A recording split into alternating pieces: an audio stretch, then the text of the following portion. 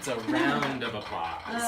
Dad jokes. Hello, everybody. Welcome back. Sorry about the earlier technical difficulties. This is the new comic book day rundown, take 2. Because it is Wednesday, which is the day that all of the new comics and books come out in your local comic shop. So we are here to break down all of this week's offering from Dark Horse Comics for you. Most wonderful day of the week. Most wonderful day of the week. Hump Day, Wednesdays. New Comic Book Day, Wednesday. I am Dustin. I'm the PR coordinator for Dark Horse Comics. I am Kara. I am the social media coordinator for Dark Horse. And we are here to talk to you about all of these lovely things today. And if you would like to win all of these fantastic books and comics, all you have to do is share this video on Facebook. Just make sure that your share is set to public so that we are able to see it. And Kara will comment as Dark Horse on your share if you are the winner by tomorrow a.m. We'll pick a random winner, so check back tomorrow and see if it's you. Before we dive into all of these fantastic offerings, we do have some digital sales that we would like to discuss with you. The first of which is an Usagi Yojimbo Mega Bundle, which I'm very excited about. Anybody who's been a long-time viewer of this show knows that that is one of my very favorite comic series, one of the first ones that I ever started reading as a wee child. So this sale is awesome. It's going to offer all 8 volumes of the Usagi Yojimbo saga, which I wish I had a physical one because they're about this thick, so when you put all 8 of them together, it's like that many pages, literally. But because this is a digital mega bundle, it's not going to take up that much space on your shelf because it's just on your tablet because technology is incredible. And that is only $39.99, so it's a screaming deal, and it's going to let you get in on the ground floor of one of my favorite series so that if you run into me at New York Comic Con in a couple of weeks, we can geek out about it. Oh god, it's coming so soon. It's so soon! It's so soon. And we just got back from Rose City. We did, yeah. It was fun. If you were there, hopefully you stopped by. Stan Sakai, who, of course, is the creator of Usagi Yojimbo, was with us, and he did a signing at our table. He had a table at the show. We'll have a special interview with him coming up soon. Oh, yes. So stay tuned for some more of our Rose City recaps coming up. But yes, the other digital sale right now is a new Usagi Yojimbo single issue sale. You can get all the individual issues, if that's your preference, for only 99 cents. Pick and choose. Yep, whatever you want. You can kind of start anywhere. That's the beauty of Usagi Yojimbo. Yes. You can start at any point in any storyline and pretty much feel like you know what's going on. Pick it up. So, yeah. So we'll drop links below when we are done here to where you can find those sales at digital.darkhorse.com. Stan Sakai, what a guy. Oh, yeah. It was too cheesy. Okay, I let's talk about something else. We had some results in. We have winners from the Tomb Raider art contest. You guys are amazing, Y'all first of all. crushed that. There were some fantastic entries, way too many to really narrow it down to even just 5, although we did announce the Square Enix folks, the Tomb Raider team, managed to pick a top 5. So those have been announced, but also we decided to offer everyone a chance. If you would like to opt in, you can be a part of a digital extra coloring book. So make sure you check out our posts on Instagram where you can find updates. It's also on our website, darkhorse.com, as to how you need to contact us to let us know that you want to be included in the digital extra. So Congrats to everyone. You did a great job. Yeah, we were really, honestly, completely blown away. Yeah, So, truly fantastic. And now you get to show off even more art skills. Yes. Because we also have a coloring contest. Yeah. So, Dustin, are you familiar with Tentacle Kitty? I am familiar with Tentacle Kitty because I have way more of them than any grown man should. For anybody who doesn't know, Tentacle Kitty is this adorable little plushie who has the head of a cat and tentacles, like an octopus. I wish I had one to show you. But 10 tentacles, not 8. 10, not 8. Yeah. So Tentacle Kitty, we work with them to make a coloring book. It's ridiculously adorable. There's some amazing artists whose artwork is in it, like Camilla Derrico. So all you need to do is download one of the 4 coloring pages that's on our website, pick one, color it, and submit it on Instagram by September 25th, and you could win a whole bunch of coloring books. Plus, if you're the grand prize winner, we have a special gold Tentacle Kitty to give away, which is really cute. And one of the exclusives. It is exclusive. It's very cute. Exclusive, so. And we can drop a link to that page for you where you can download the images that you'll be coloring as part of the contest. Yep. Is that all the news we have? Are we ready to jump into all this? I think that's good for now because we have We've got quite a day. This is a lot to get through, so hang with us. It's worth it. All right. Well, in very exciting news, we present to you, at last, Mystery Science Theater 3000, the comic #1. This is MST3K as you've never seen it before. So a lot of people wondered what form this is going to take. How are they going to make riffing part of comics? Well, the answer is our crew members, in this case Jonah Heston, Crow T Robot, and Tom Servo, find themselves thrust into the 2D world of public domain comics with riffing as their only defense. Yes, that's right. They actually go inside the comics themselves and riff from the inside. And hilarity ensues. Indeed. So the variant cover over here is by artist Steve Vance, and the main cover is by our one and only Todd Knock. And these are actually written by Joel Hodgson, along with a lot of the other MST3K collaborators. So if you've been a longtime fan of the show, which I have, no matter what the season, no matter who the host, I really do think that you'll enjoy these. They're a lot of fun. Fun fact, I showed these to somebody who doesn't really read comics at all but loves the show, and he literally was laughing out loud reading these, so I think that's a pretty good endorsement. Yeah. It's a good endorsement. Yeah. And it's great that the original team from the show is involved in writing it. And Steve Vance, who did the variant cover, is also the artist who did the DVD casings. Right. So it's all stayed in the MST3K family. Indeed. So, number one, at long last, out today. Is that going to stay? I don't know. It's I can not hold staying. it. That's just hold it. It's the alcoholic. It doesn't really want to stay up. He's right? very wobbly. Yeah. We'll get to that later. He needs to take a he'll nap. be back. We'll let him sleep it off, and we'll discuss later. Up next, we've got American Gods, My Ansel. This is number 6. This, of course, has a variant cover by the super, super talented David Mack. The main cover is by Glenn Fabry and Adam Brown. In this issue, Shadow and Wednesday find themselves on the run from both the police and the mysterious Mr. Town. Along the way, they find help from Whiskey Jack and John Chapman. So this is, of course, an adaptation of Neil Gaiman's seminal classic American Gods, adapted for comics by P. Craig Russell with art by Scott Hampton. Great ongoing series. Check out the new issue today. I love American Gods. If you too love American Gods, it's really faithful to the book. It is very faithful to the book. Yeah. Also, we have a lot of Mignola this week, beginning here with BPRD, The Devil You Know, number 10. Fans of Hellboy and the BPRD, get ready for a wild ride. This issue ends on quite an interesting happening. I'm not going to give it away, of course, but fans, you need to pick this up. You need to read this issue, BPRD, The Devil You Know, number 10. So we begin, the BPRD defeated the Ogdru Jihad, but it cost the lives of many of their friends. As the team struggles to rid the world of the remaining monsters, the demon Barbara plans to attack the agency from the inside. And I will show you a little bit of the interior artwork, which is by Lawrence Campbell, of course. And the beautiful cover art that you just saw is by Max Fiumara, with colors, of course, by Dave Stewart. Written by Mignola. Things are really starting to heat up in the BPRD, so get on now. Make sure you get caught up, because change is a-coming. I'm not going to tell you any more than that. Vivara just ruining the world. Seriously. Always. Don't be fooled by her cute appearance. Yeah, not that cute. No. We're going to switch gears a little bit and talk about some of our awesome all-ages comics and graphic novels that are out this week. Did I grab some extras? I sure did. We didn't have a lot We of don't space. have enough book stands. I knew this didn't have that many variant covers. So let's not switch gears just yet. Let's talk about these, because this is a little bit more adult. Here, I will give you... There you go. That's too... We're really double stacked. Okay, extra Mignola. So... We've got Joe Gollum, Occult Detective, The Drowning City, number 1. So this is a new strange tale of supernatural adventure from Mike Mignola, co-written by Christopher Golden, cover art by Dave Palumbo, and interiors by Peter Bergting. So Joe Gollum this is a new mini-series within the Joe Gollum mythos. A psychic medium is captured by a crazed scientist who is desperate to find an occult object. Paranormal investigator Simon Church and his hardy detective race to find the artifact before its supernatural side effects can destroy the city. The Drowning City. I love Joe Gollum. I do too. It's so pulpy and fun. And this is going to be another one that fans should read. If you're into Joe Gollum, or if you haven't read any before, this is a good one. Kind of tells his backstory, so interesting stuff.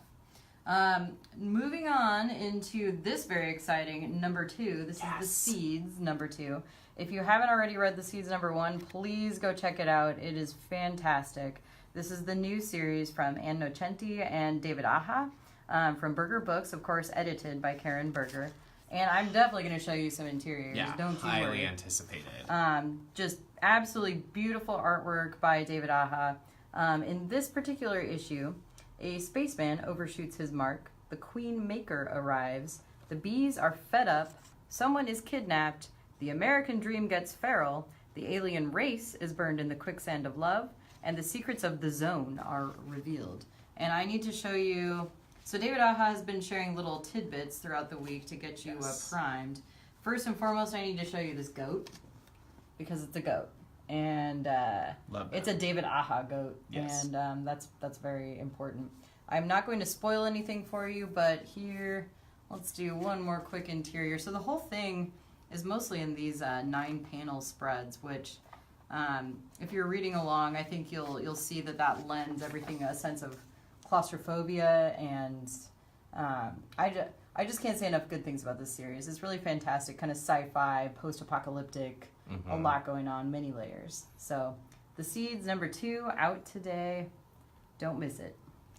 Yeah, and it's for anybody who is unfamiliar with the conceit of The Seeds. It basically follows some humans who wanted to live without technology and have pitched their cell phones and any computers, nothing, and they're living in a place called the Zone, which is basically behind a wall, to live on their own. Meanwhile, there's also aliens that are coming to Earth because Earth is dying, and they are harvesting the last remaining seeds of Earth to preserve them out in space after the planet is long dead. Or are they? Or are they? Read and find out. Read and find out, yes. Okay, let me make sure I'm doing this in the right order now, because now I'm all thrown off. There's not too many comics. Another Berger book for you today, another fantastic tale within this imprint. This is She Could Fly #3. This is written by Christopher Cantwell, who is the co-creator of the show Halt and Catch Fire on AMC, so you may know him from that work. This follows a 15-year-old girl named Luna, who has been obsessed with this mysterious flying woman, as has the entire world. Nobody really knows the source of her powers or who exactly she is. This is going to sound like a spoiler, but it's not, because it's right at the beginning. She dies mysteriously, and Luna and the world are left wondering what was going on with her life. So in this issue, Luna is going to come face-to-face, sort of, with the flying woman through a recently discovered diary. So just as she and Bill Miggs have forged an uneasy truce, will the flying woman's diary provide the answers that Luna is looking for? So I want to show off a couple interiors for you here. I have to be careful with this one. It's a little bit adult. Yeah. Beautiful artwork by Martin Marazzo. Yeah, Martin Marazzo, colors by Miroslav Mrva. Just a beautiful series. Things are getting pretty intense. Very intense. #3. Also, in our new singles today, we have World of Tanks, Citadel #5. This is not Berger Books. Surprisingly not Berger Books. Yeah, surprisingly. But it is the finale of this very well-researched historical fiction series by Garth Ennis. And if you know Garth Ennis, you know he is a World War II nut. So if you like the game World of Tanks, if you're a World War II history buff, then I hope that you've been enjoying this series, which covers the events of the Battle of Kursk. From both sides, we follow two teams. One is a German tank unit, and another is a Russian tank unit. So in this particular issue, we're in the aftermath of the Battle of Kursk. Kraft and Stadler are given one last job to do, but Peter and Ginger have some unfinished business of their own. The two sides meet head-on amidst the blood and wreckage of two armies as the fates of Germany and Russia are decided once and for all. And each issue includes a game code on the back for World of Tanks players, so that's extra incentive. And I'm going to show you, the back of this issue has kind of an historical recap of what actually occurred during and after the Battle of Kursk, which is, of course, a real event. So, World of Tanks, #5, Garth Ennis, PJ Holden, out today. Yeah, and what I love about World of Tanks also is that while it's based on a video game, you don't really need, it's enjoyable even if you haven't played it, Right. because it is very much a historical fiction. So if you like war comics and historical fiction, this is actually a great series, regardless of whether or not you've ever heard of or played World of Tanks. Yes. So I think that's kind of unique about this series as well. And Garth Ennis, who many of you probably know as the writer of Preacher, is, as Kara was saying, a huge World War II buff. So he's a big nerd about this kind of stuff and loves kind of infusing it with as much historical accuracy as he can. So this is a great series for anybody who loves tanks and World War II history. Mm-hmm. Okay, are we now ready to Now talk about we're Disney? going to switch gears. Now we're switching gears. In a big way. In a major way. Yeah. To Frozen. This is Disney Frozen Breaking Boundaries #2. In the new issue, Anna and her new friend Marie are trying their hands at the many jobs that Arendelle has to offer, from baking in the bakery to being storekeepers to harvesting ice. Finding a perfect fit is a challenge. Meanwhile, Elsa delves deeper into the mystery in the Western Woods. So this is written by Joe Caramagna with art by Kawaii Creative Studio, with a variant cover by Eduardo Francisco. I'm sure we have some cute interiors we These are could really show cute. you. I love the interior art on these. It's fantastic. Yeah, this is kind of a fun like slice of life, but in the world of Frozen. Frozen. One of our new all ages comics, which we have some more of today. Oh, yes. This one is also really cute. This is a hardcover. Disney Zootopia, Friends to the Rescue. Aimed especially for younger readers, but I would say that anybody who's a fan of Zootopia would like this, which I thought it was an extremely cute movie. So this book, likewise, I'll show you some interiors here too, because the layout is fun and I think will appeal to kids. So in here we have a story about Judy Hopps, and it's when she's younger herself. So she is excited for fun at the Bunnyboro County Fair, but her friend Dinah has to sneak out of the house to join her. When Dinah stumbles into trouble, it takes both Judy and Dinah's talents to ensure they both make it safely home. Meanwhile, at his friend Hetty's birthday party, Nick Wilde learns it's the thought that counts. While he might not have enough money to buy a gift, Nick has other talents that he puts to good use for a truly unforgettable celebration. And a cool thing about this for kids and parents is that in the back we have activities. So there's a bunch of, find what's missing from this image or other activities that kids can do that tie in with Zootopia. It's really cute. So that's out today wherever you find your kids' comics. And in the evergreen Plants vs. Zombies series, we've got Garden Warfare Volume 2 in hardcover. This newest volume of PBZ, Paul Tobin continues as writer, and we welcome Tim Laddie back on art with colors by Matt Rainwater.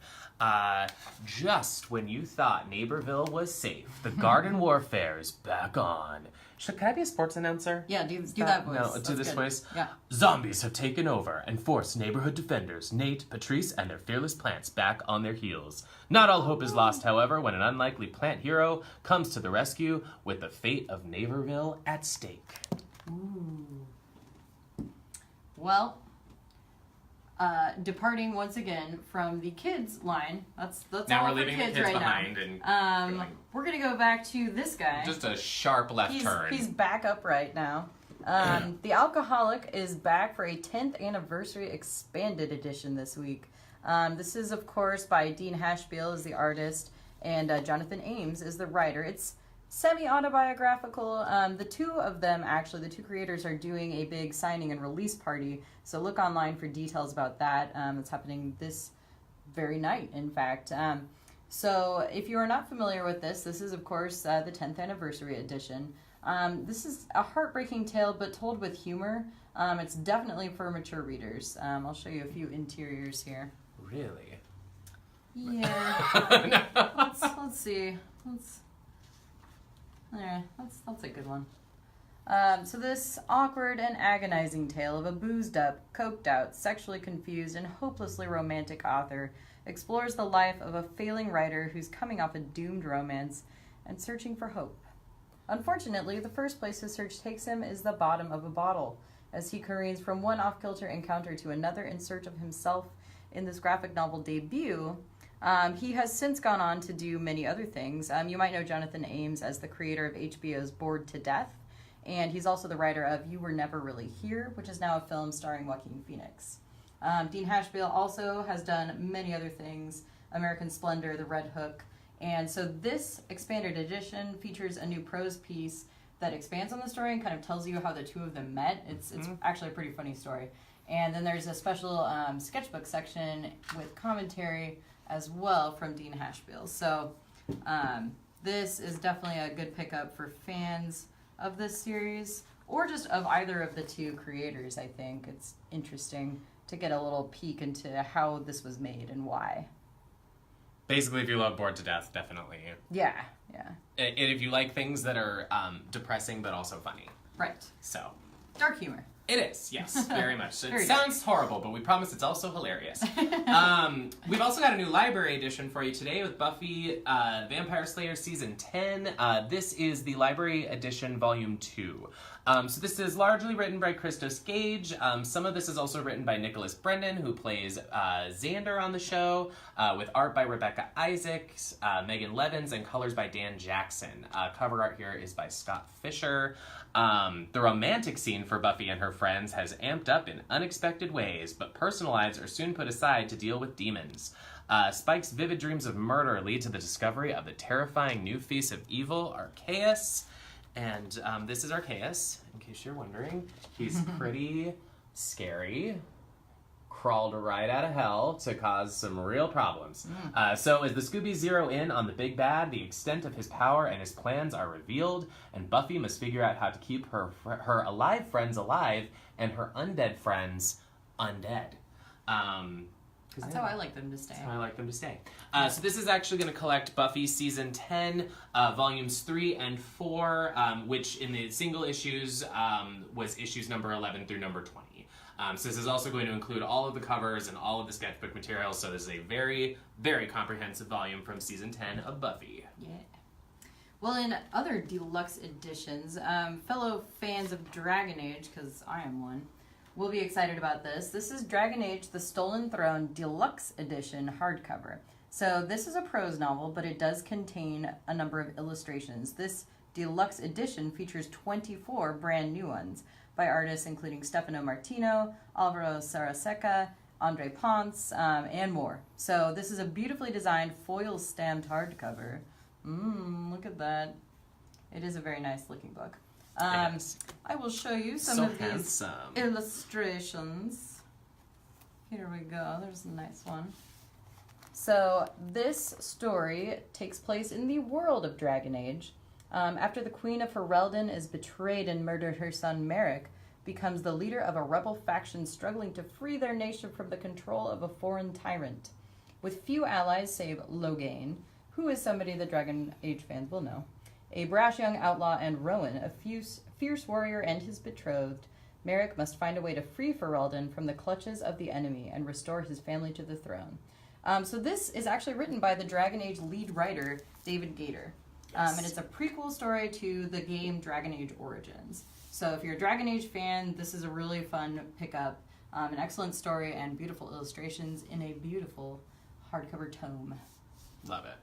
And do we do it? Is that's that everything? That's everying. That's Whew. a lot. I'm That's tired now, guys. Whew. We So- gotta lie down with the alcoholic. We do, yes. So, yeah, if you share this video, and you have a chance to win a lot of stuff, so that's quite an offering this week. So make sure to get out and support your local comic shop today or at some point this week if you happen to be busy today. All of these things will be on shelves now. Like we said, just share this video if you would like a chance to win everything. And tune in next Wednesday and every Wednesday after that for new episodes of the new Comic Book Day Rundown. We are going to Thrilling adventures. sign off. Bye, guys.